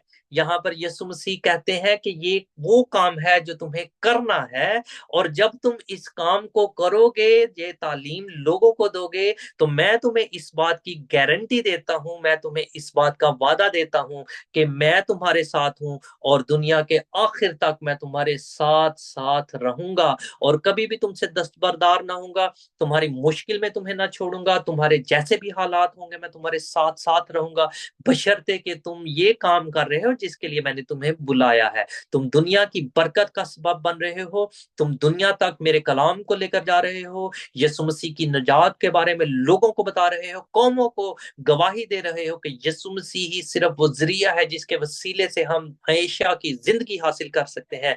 और अगर तुम ऐसे करोगे, हालात कैसे ही क्यों ना हो, मुश्किलात कैसी ही क्यों ना हो, मैं हमेशा तुम्हारे साथ रहूंगा। और इसी बात को इब्रानियों का मुसन्नफ इस तरह से रकम करता है। इब्रानियों 13वां बाब और उसकी 5वीं आयत में लिखा है, ज़र की दोस्ती से खाली रहो और जो तुम्हारे पास है उसी पर कनायत करो, क्योंकि उसने खुद फरमाया है कि मैं तुझसे हरगिज दस्तबरदार ना हूंगा और कभी तुझे ना छोड़ूंगा। ये खुदा का कलाम है, ये यीशु मसीह का कलाम है कि मैं तुमसे दस्तबरदार ना हूंगा और कभी तुम्हें ना छोड़ूंगा। अगर तुम्हारे दुनियावी हालात ऐसे हैं, अगर तुम बहुत दुनियावी तौर पर अमीर नहीं हो, अगर तुम दुनियावी तौर पर बहुत ज्यादा मालदार नहीं हो, लेकिन खुदावन के कलाम से भरे हुए हो, तो तुम बाबरकत हो, तुम मुबारक हो। फिर ज़बूर पहले के अंदर हमने जो पढ़ा कि वो शख्स उस दरख्त की मानिद है जो पानी की नदियों के पास लगाया है। अगर हम खुदा के कलाम के साथ साथ रहते हैं, उसके साथ जुड़े हुए हैं, उसको याद रखते हैं, उसको पढ़ते हैं, उसको समझते हैं,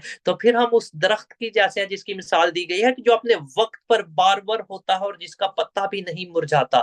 और खुदा का कलाम हमें तसल्ली देता है कि दुनियावी तौर पर हमारे पास मालो दौलत बेशक ना हो, अगर हम खुदा के कलाम से भरे हुए हैं तो फिर हमारे अंदर तसल्ली होनी चाहिए, फिर हमारे अंदर खुशी होनी चाहिए। और यहाँ पर मैं ये भी बयान करता चलूं खत्म करने से पहले कि ये वो बात है जिसको प्रॉस्पेरिटी टीच करने वाले लोग हैं वो भूल जाते हैं। आज आप देखें कि दुनिया भर में प्रॉस्पेरिटी टीचिंग जो है वो बहुत ज्यादा अहमियत हासिल कर चुकी है और बहुत सारे लोग सुनना चाहते हैं प्रॉस्पेरिटी, हीलिंग। और ये वो again I will use the words, मैं कहूंगा ये वो मंजन है जो लोग खरीदना चाहते हैं और बेचने वाले जो हैं इसको जरिया बनाते हैं और बेचते हैं। जी, खुदा के पास आ जाओ, तुम अमीर हो जाओगे। यीशु के पास आ जाओ, तुम्हारी मुश्किलात खत्म हो जाएंगी। तुम खुदा के कलाम पर अमल करने वाले बन जाओ, खुदा तुम्हें किसी चीज का मोहताज नहीं रहने देगा। हाँ, खुदा हमें किसी चीज का मोहताज नहीं रहने देता, लेकिन इस बात को भी याद रखिए कि प्रॉस्पेरिटी का मतलब ये नहीं कि आपके पास बहुत बड़ा घर हो, बहुत सारे घर हो, आपका बहुत बड़ा बैंक बैलेंस हो, आपके पास बहुत सारा माल हो, दुनिया की हर आसाइश आपके पास हो। ये खुदा के कलाम की तालीम के टोटली अगेंस्ट है। और इसकी गारंटी मैं आपको देता हूं, इस बात की पूरी गारंटी मैं लेता हूं कि ये जो मैं आपको अल्फाज कह रहा हूं ये खुदा के कलाम के ऐन मुताबिक है। क्योंकि अगर खुदा के कलाम की ये बातें हमें प्रॉस्पेरिटी और ये हीलिंग और ये सारी बातों के बारे में गारंटी देती हो, तो फिर जो खुदा के रसूल जो थे, जो पहले सबसे खुदा के शागिर्द थे, जिन्होंने आगे कलाम पहुंचाया, आज हमारे पास कलाम जिन्होंने पहुंचाया, यीशु मसीह की मुनादी जो है हमारे तक पहुंची, तो उनकी जिंदगी में फिर प्रॉस्पेरिटी कहाँ थी?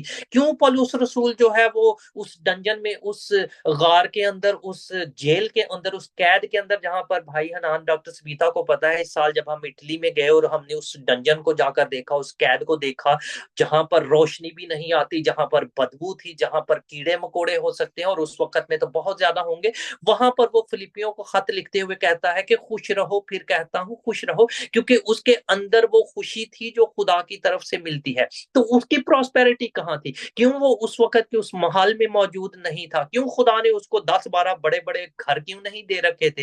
क्यों उसकी बीमारी को खुदा ने तंदुरुस्ती के साथ तब्दील नहीं कर दिया? क्यों उसकी कमर की दर्द कभी खत्म ना हुई और बल्कि खुदा ने उसको कलाम दे दिया कि मेरा फजल तेरे लिए काफी है? इसलिए इस बात को समझिएगा। ये हो सकता है सुनने वालों के बहुत सारे लोग जो है उनकी जो थियोलॉजी है, उसकी जो फाउंडेशंस है उनको हिला दें, लेकिन ये खुदा के कलाम की सही तालीम है। प्रॉस्पेरिटी, हीलिंग, हाँ खुदा हमें प्रॉस्पर करना चाहता है, खुदा हमें शिफा देना चाहता है। लेकिन इस बात को भी कभी नजरअंदाज मत कीजिए कि खुदा का हमारी जिंदगी में मकसद क्या है। अगर वो हमें किसी मखसूस हालात ही में रखना चाहता है तो ये खुदा की मर्जी है और हमें उसको पूरा करने की जरूरत है। जिस तरह पौलुस, जिस तरह से बाकी रसूल जो हैं वो बड़े बड़े महलों में नहीं रहे, उनके पास बहुत ज्यादा जायदादें नहीं थी, क्योंकि उनको पता था कि ये टेम्पररी है, ये वक्ती है, ये मिट जाने वाली है, ये तबाह हो जाने वाली है, हम इनको छोड़कर चले जाने वाले हैं। खुदा का कलाम हमें बताता है अपने लिए माल वहां पर जमा करो जहां पर ना चोर नकब लगाता है और ना कीड़ा उसको खराब कर सकता है, जहां पर जंग भी उसको। इस जिंदगी के अंदर, इस दुनिया के अंदर हमने 70 साल या 80 साल गुजारने हैं, या कुवत हो तो इससे बढ़कर, और अगर हमारे अंदर एशियन पाकिस्तानी जीन्स हैं तो फिर हमने शायद 50 साल, 60 साल, या खुदा उनकी मर्जी के मुताबिक 70-80 साल इस दुनिया में गुजारने हैं और फिर इसको छोड़कर चले जाना है। यहाँ पर जो भी घर आप बनाएंगे, यहाँ पर जितना भी बैंक बैलेंस आप जमा करेंगे, यहाँ पर जितनी भी आप लग्जरी गाड़ियां इस्तेमाल करेंगे, उनको छोड़कर चले जाना है। और फिर उसके बाद उनको कौन इस्तेमाल करेगा, यू नेवर नो। अगर आप अपनी औलाद के लिए भी छोड़ जाएंगे तो आपके बच्चे जो हैं वो ईमानदार होंगे, वो उस दौलत को, उस माल को किन कामों पर इस्तेमाल करेंगे, यू डोंट नो। तो इसलिए जरूरत इस बात की है कि इसको समझिए, God is not anti materialistic. खुदा हमें बरकत देना चाहता है, हमें बरकत देना चाहता है, लेकिन इस बात को हमेशा याद रखिएगा कि खुदा की बरकत को समझने की जरूरत है। हमें अपने लिए कामयाबी का तयन करना चाहिए कि क्या मेरा खुदा मुझसे खुश है, क्या मैं खुदा के कलाम के मुताबिक जिंदगी गुजार रहा हूँ, क्या मैं रोज उसके साथ वक्त गुजारना चाहता हूँ, क्या मैं उसके हुजूर में रहना चाहता हूँ। और जब हम ऐसा सारा कुछ करेंगे तब ही हमें इकबाल मंदी की राह नसीब होगी। फिर हमारे दुनियावी हालात दुनिया के देखने के लिए कैसे ही क्यों ना हो, हम बहुत ज्यादा मालदार या अमीर शख्स ना हो, लेकिन खुदा का जो इत्मीनान है, खुदा की तसल्ली जो है, खुदा की खुशी जो है, वो हमारे दिलों के अंदर होगी। और वो वक्त जल्द आने वाला है।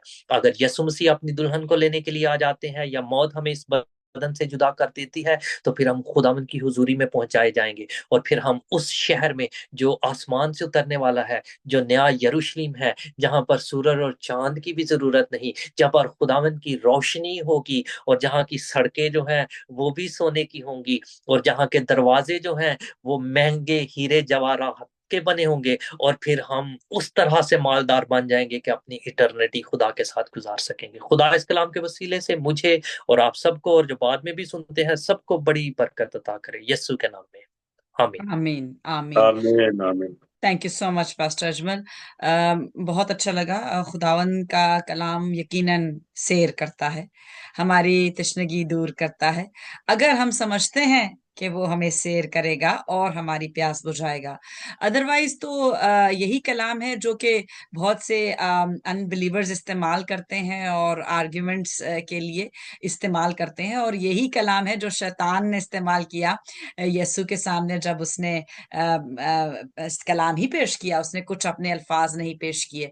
तो जब हम सीखते हैं और पासबान से सीखते हैं, जो कि रूह की गहराई जानते हैं, जो कि समझ के कलाम कलाम समझते हैं और फिर आगे हमें समझाते हैं, तो हम यकीनन सैरयाब होते हैं। तो God bless you, thank you so much.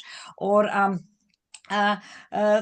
हम इबादत के अगले हिस्से में जाते हैं, और मैं रिक्वेस्ट करूंगी कि हमारी टीम जो है वो क्या रेडी है। अनम्यूट अगर आप अपने आप को कर लें ताकि मुझे पता चले कि आप रेडी हैं, क्योंकि हम अब आखिरी जी जी बाजी रेडी। जी ओके। तो अब हम आखिरी गीत जो है खुदावन के हजूर नजराना पेश करेंगे, जबूर 72-72। और ये जैसे कि आमतौर पे कहा जाता है कि ऑफरिंग से मंसूब किया जाता है, लेकिन ऑफरिंग जो है वो सबसे ज्यादा जरूरी ऑफरिंग जो खुदावन को पसंद है वो है हमारा दिल। तो दिल से अगर इस वक्त हम 1 रुपया भी खुदावन को देंगे, तो मेरा मानना है कि वो खुदावन उसको ब्लेस करेगा, क्योंकि कलाम कहता है कि जो he loves a cheerful giver, जो खुशी से देना चाहता है।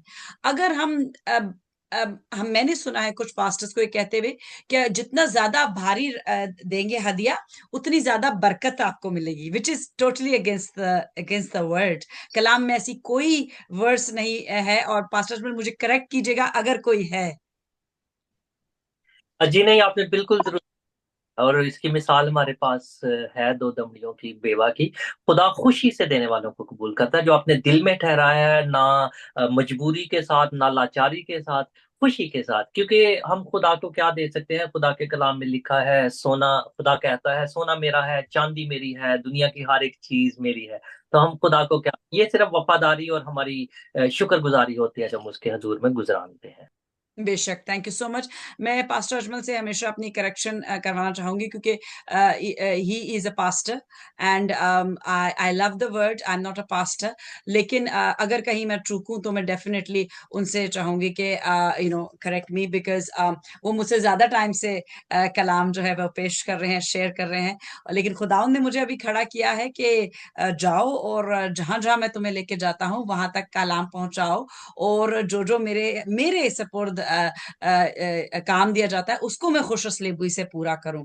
मेरा पास्टरशिप जो है उसको उसमें दाखिल कर होना और कलाम पेश करना, इस तरह से टीच करना मेरा तोड़ा नहीं। लेकिन जब भी खुदा मुझे चाहता है इस्तेमाल करे तो मैं अपना तोड़ा इस्तेमाल करती हूँ।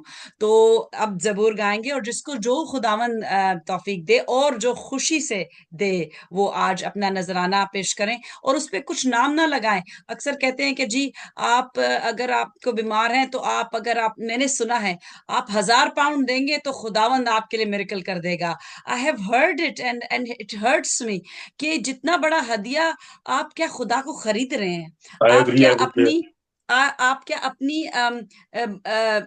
शिफा को, अपने मिरेकल को खरीद सकते हैं? Never, never, you can never buy anything from God. This is just a token of love and appreciation that, Lord, I'm sowing in the kingdom of heaven. Do as you please in my life. God bless you. Hallelujah. Hallelujah. रहेगा नाम सदा पीकर मसीह का, रहेगा नाम सदा पीकर मसीह का, रहेगा जब तक सूरज रहेगा, रहेगा जब तक सूरज रहेगा। ते उससे तौबा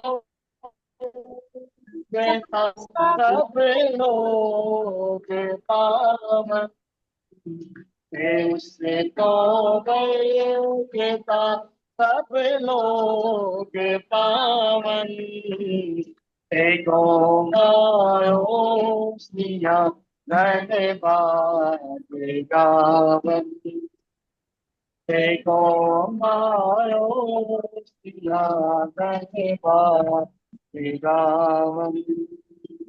तो इसराइली दिया तारा खुदा,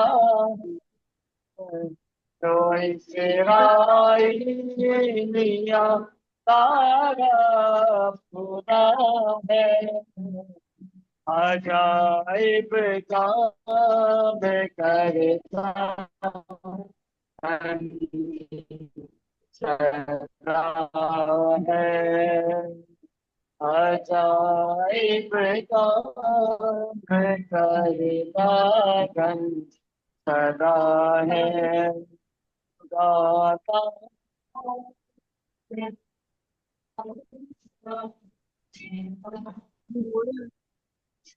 खुदा का तेरा ऐसा नहीं करे, वो बारी को कहेगा सदा, वो बारी को कहेगा।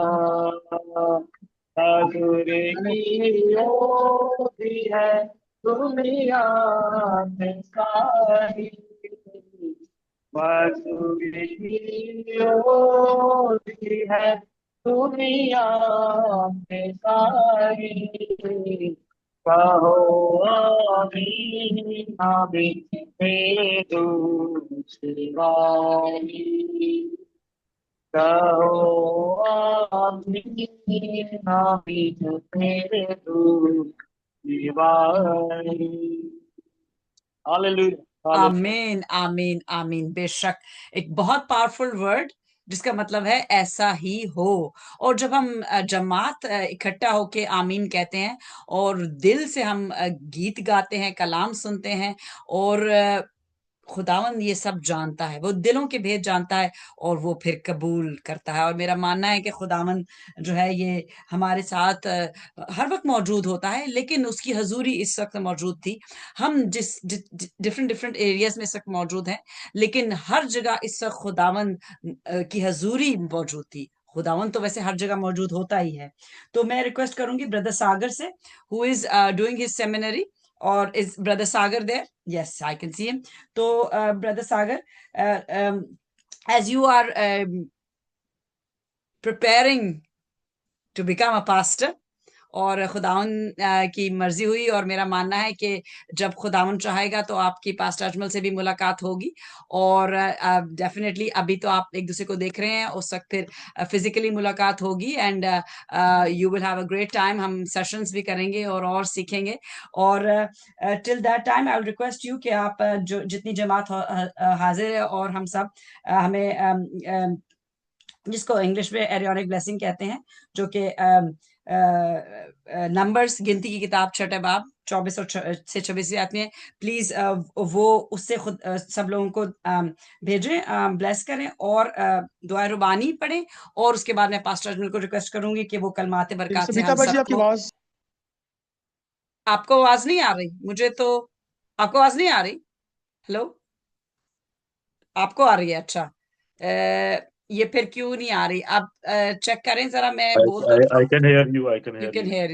इसका मतलब है कि वहां पे कोई सिस्टम में कोई और फोन लगा दे, किसी और का कोई अनम्यूट, ये एसओडी वाला अनम्यूट कर दें, शायद उससे आ जाए आपको। शायद डैनियल भाई के फोन से नहीं आ रही एमी है के ना? सिग्नल्स देख लो या सुनील के देखो प्लीज। एमी के या सुनील के।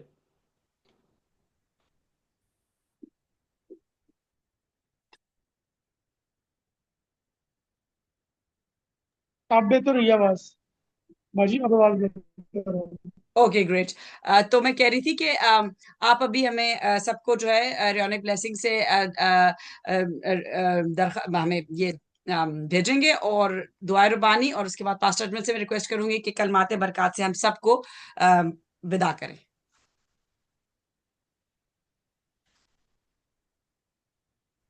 जी, अब आपकी आवाज नहीं आ रही,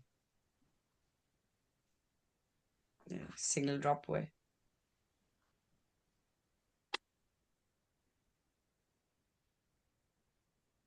दो मिनट हम देखते हैं, उनको मैंने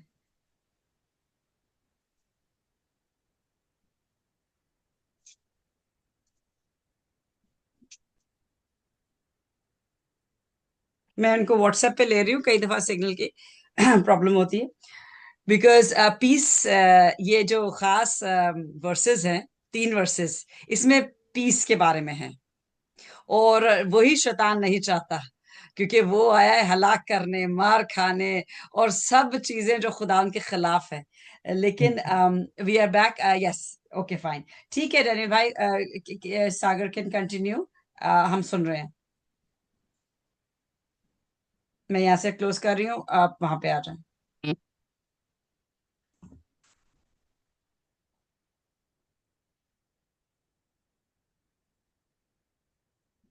आपकी म्यूट पे हैं।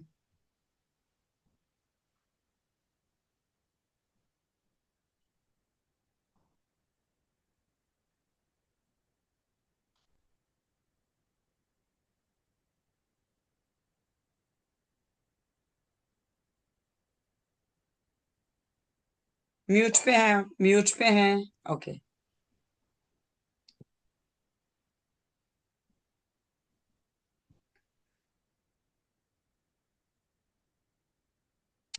oh thank you Jesus, thank you Father God, hallelujah।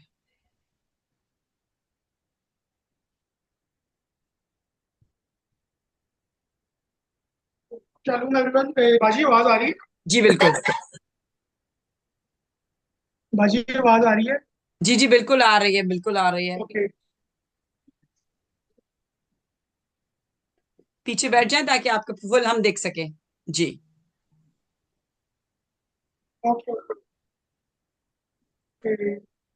Church अरोनिक blessings के लिए सब सर खुदाम के जरिए को और कलाम पाक में लिखा है, कलाम पाक में कुछ यूं मरकूम है, और खुदावन ने मूसा से कहा और हारून और उसके बेटों से कहा कि तुम बनी इसराइल को और इस तरह बनी इसराइल को इस तरह दुआ किया करना, तुम उनसे कहना खुदावन तुझे बरकत दे और तुझे महफूज रखे, खुदावन अपना चेहरा तुझ पर जलवागर फरमाए और तुझ पर मेहरबान रहे, खुदावन अपना चेहरा तेरी तरफ मुतवज्जा करे और तुझे सलामती बख्शे। कुदूस कुदूस जिंदा जलालिया इस्माइल बाप शुक्रगुजारी करते खुदावन सारे वक्त के लिए खुदावन की तूने आज फजल बख्शा कि हम तेरी इज्जत में खुदावन तेरे कुदूस नाम को मुबारक कह सके खुदावन। मीटिंग के शुरू से लेकर मीटिंग के आखिर तक खुदा का खुदा जो तूने हमारी हिफाजत पर निगाह पानी तेरी शुक्रगुजारी करते हैं। जिलाब के बादशाह कमाल के बादशाह को जान में जोर आवर है खुदावन। देखिए गाड़ी पर मैं तेरी बरकत चाहता हूँ खुदावन, खास तौर पर तेरे बंदा आज के मंसूब खुदावन पास्टर अजमल के लिए मैं तेरी बरकत चाहता हूँ, शुक्रगुजारी की दुआ करता हूँ खुदावन। जो उन्होंने खूबसूरत कलाम जो आज हम तक पहुंचाया, मैं तेरी शुक्रगुजारी करता हूँ खुदावन। और खुदावन से इसी तरह मैं फजल बख्श खुदावन कि हम इसी तरह खुदावन वफादारी के साथ तेरी हजूरी में झुक सके, तेरे कुदूस नाम को मुबारक कह सके खुदावन। और खुदावन हम इसी तरह खुदावन तुझमें बढ़ते चले जाएं और खुदावन तेरे कुदूस नाम को मुबारक कहें। खुदावन मैंने जो कुछ मांगा पूरे मान से मांगा और मैंने पा लिया। आमीन। आमीन। और आमीन। खुदावन की सिखाई दुआ में शरीक होंगे। आए हमारे बाप तू जो आसमान पर है, तेरा नाम पाक होना जाए, तेरी बादशाही है, तेरी मर्जी जब जमीन पर भी हो। हमारे दोस्त की रोटी आज है, जिस तरह हमें कर्ज माफ करते हैं हमें हमारे कर्ज माफ कर, हमें इस ख्वाहिश में मिला बल्कि ख्वाहिश जो बादशाह कुदरत और जलाल हमेशा करेंगे। आमीन। आमीन। हमारे खुदा यीशु मसीह का फजल, खुदा बाप की मोहब्बत, पाक रूह की शराकत इस हाज़र जमात के साथ और आलमगीर कलीसिया के साथ हमेशा से हमेशा तक होती रहे। खुदा बाप, खुदा बेटे, खुदा रूहुल कुद्स के नाम में आमीन। आमीन। Thank you so much everybody. Thank you. Thank you so much. खुदावंद को सारा जलाल मिले, इज्जत और जलाल हमेशा से अब आज से अब तक हमेशा से उसी के हैं और उसी के रहेंगे। तो thank you once again and we will be continuing to meet every Saturday. और पास्टर अजमल आपसे हम मजीद सीखेंगे बुक ऑफ जोशुआ के बारे में, जोशुआ के बारे में in the next session. God bless you. Bye bye. God bless you. Thank you.